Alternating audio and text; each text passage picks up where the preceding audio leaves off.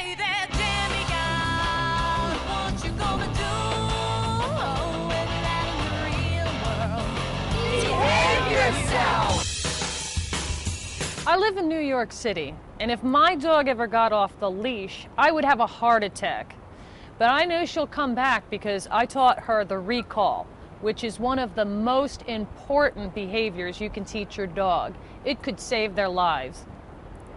There are a few things to remember when teaching your dog the recall. The first thing is you have to be the source of everything good and fun. Repeated tones are going to get your dog to come to you.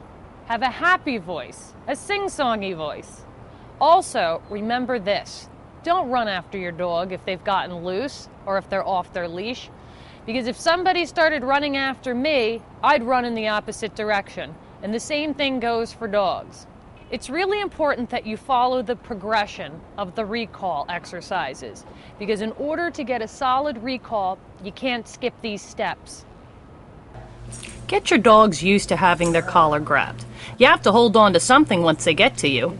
Touch the collar and give them a treat. Touch the collar and give them a treat. Girl. Ready? There you go. Good girl. Good. Have a friend hold your dog while you rile them up. Run away calling like a maniac. Once they get to you, take hold of their collar and play and praise and praise.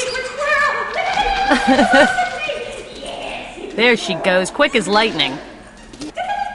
Now you can stand on the other side of the room and call your dog to you. Good girl, Gypsy. That was the best thing in the world. Let's do it again. Gypsy, go! Make sure you practice these steps a million times before you progress to going outside. Yeah. Oh, that was it. Let's try it again.